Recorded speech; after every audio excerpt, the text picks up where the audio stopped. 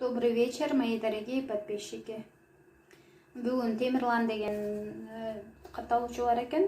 Анан ал убойный цехте иштейт экен. Убойный цех деген малдарды соючу жай. Зарежу, порежу, нарежу, резать, зарезали, перерезали деген сөздөрдү кандай кылып пайдаланабыз, ушуну жумушта пайдаланып атканда аябай адашып кетем дейт. Кантип туура пайдаланууну айтып коесузбу деп. Бул биринчи айта турган нерсем, резать деген ушул зарежу, порежу, зарезали, перерезалинин бардыгынын уңгу сөзү инфинитиви резать. Уңгу сөзү резать. Бардыгыныкы кесүү дегенди билдирет экен кыргыз тилине келгенде. Анан могу зарежу, порежу, нарежу деген сөздүн инфинитиви. Зарезать, порезать, нарезать. Кесүү, союу, кичинекей бөлүккө бөлүү дегенди билдирет. Анан ошол инфинитив болду да, зарезать болду, уңгу сөзү зарезать болду приставкасы менен. Анан сиз аны пайдаланыш үчүн ошо зарезать деген сөздү я дегенде кошкондо эле сиз я деп атасыз, мен деген сөз. Я зарежу болот. Я порежу. Я нарежу. Мен дегенде. Ты зарежешь, ты порежешь, ты нарежешь. Келер шакта пайдаланып атасыз муну. Зарежу дедиңиз, мен соем дедиңиз, порежу дедиңиз, мен кесем дедиңиз, нарежу дедиңиз, мен порежу, мен бөлөм дедиңиз, экиге бөлөм. Нарежу, мен майдалап кесем дедиңиз. Эгер сиз союп бүттүңүз, кыймыл бүтсө, я зарезал, я порезал, я нарезал. Я зарезал, мен сойдум, я порезал, мен бөлүп койдум, бөлүккө дейт. Я нарезал, мен кичинекей бөлүктөргө бөлдүм деген.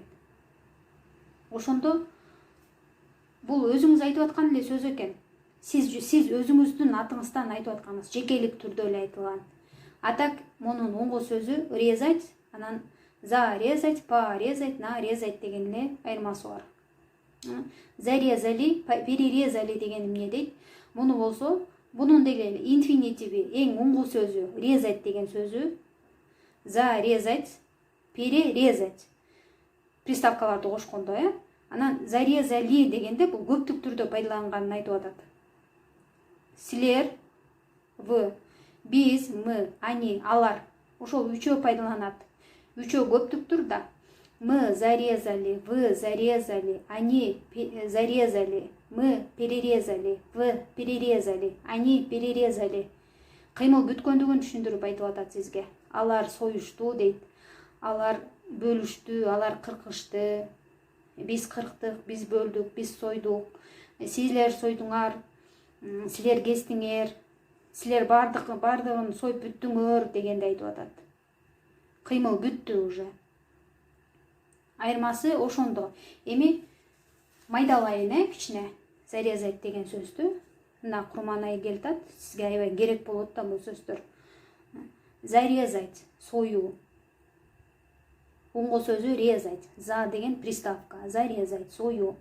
К празднику решили зарезать барашка. Барашка деген эми кичинекейрээк койду, барашек деп коюп, чоңу бараны.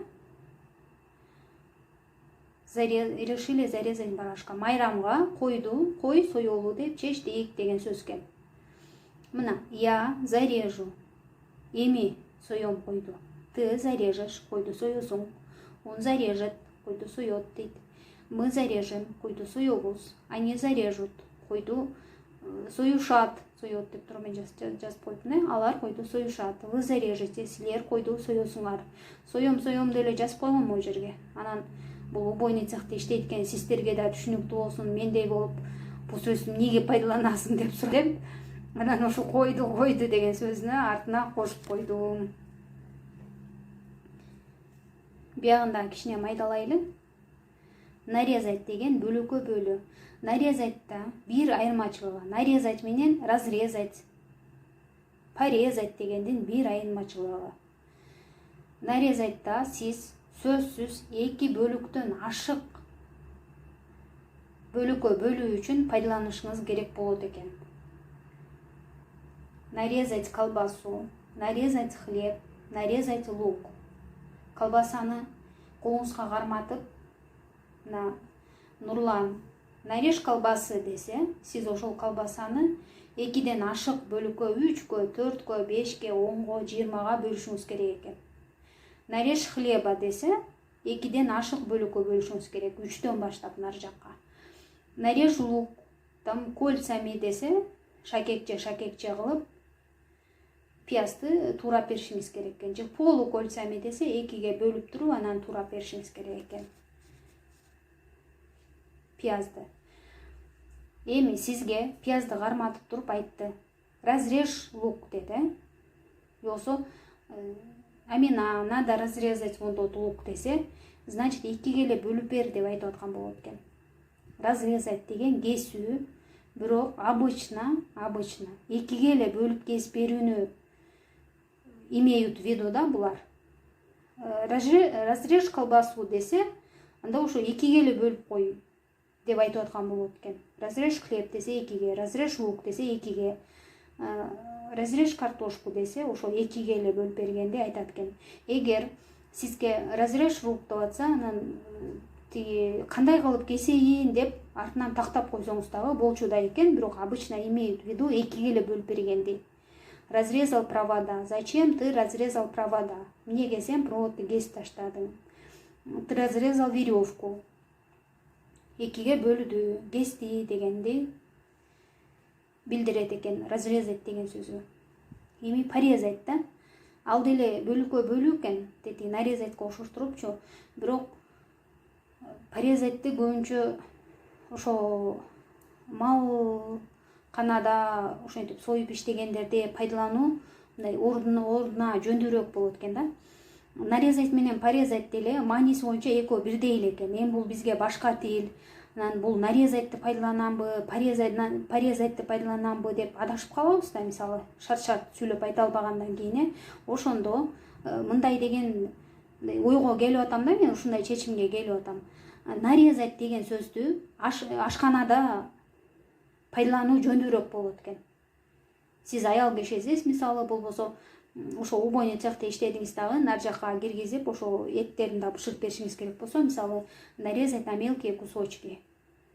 Ашканада иштесеңиз, нарезать колбасу, нарезать хлеб, ашканада тамактанып атсаңыз деле, нарезать колбасу, нарезать картошку, нарезать пиццу, мисалы, ошондой болсо, анда бөлүк кылып бөлүп бер дегенде билдирет экен. Ошон үчүн баарыбыз ашканада жүргөндө кесүүнү бөлүк кылып бөлүүнү, майда кылып тураган деп да коебуз биз.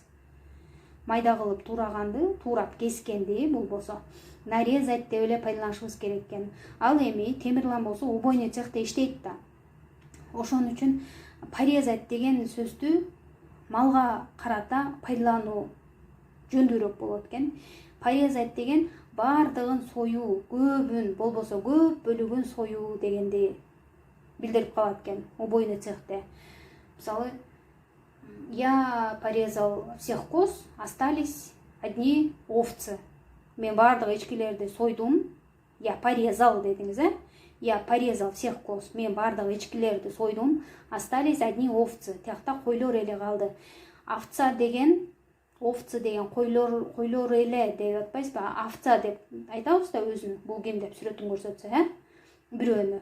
Ошол овца деген неменин койдун ургачысы. Ургачы койду овца дейт. Дагы бир вариант айтайын, мисалы, келер чакта айтайын, Я порежу всех уток, а ты зарежь всех, мисалы, кур. Мен бардык уткаларды, өрдөктөрдү мен соём дедиңиз. Ошондой мааниде колдонуу жөндүүрөөк болот экен порезать деген сөздү. Эми кухняда деле порезать на мелкие кусочки деп колдонулат, бирок биздин мынчалык сөз байлыгыбыз көп эмес да. Порезаттын ар жагын тактап айткыдайчы. Ошон үчүн нарежь деп туруп эле колбасу, нарежь хлеб, нарежь лук деп кое берсек, мына эки эле сөз. Азато анын майдалап бөл деген оюбузду билгизип койдук да. Тияктагы Алеке, Алинага, Алинекоң сиз халал колбаса алып келдиңиз, айылына экөөң бөлүп жеген атасыңар, ошондо разрежь колбасу десеңиз, айылына 2 бөлөт. А 5 өңөр жеген атсаңар, айылына нарежь колбасу десеңиз, айылына көп колбасаны көп кусочекке бөлүп берет. Ошондо оңой болот экен, Ушул сөздү жаттап алышыбыз керек экен. Ушул менен Темирландын суроосуна жооп бүттү деп ойлоп атам. Дагы суроолоруңуздар болсо же ушул сөздөгө байланыштуу бир нерсени тактагыңыздар келсе, ушул видеонун астына комментарий калтырыңыздар. Себеби нар жакта болсо мен азыр могу шартыма байланыштуу терип чогулта албай атам. Ушул видеонун астына комментарий калтырсаңыздар, ушул жерден кайра орусчасын которуп комментарийге жазып беремин. Болбосо кайрадан тактап, кайрадан видео тартып беремин, көп суроолор болуп кетсе. Жакса класс басыңыз, жакпаса дизлайк басыңыз. Башка бирөө менен бөлүшкүңүз келсе, поделиться, бөлүшүү деген кнопкасын басыңыздар.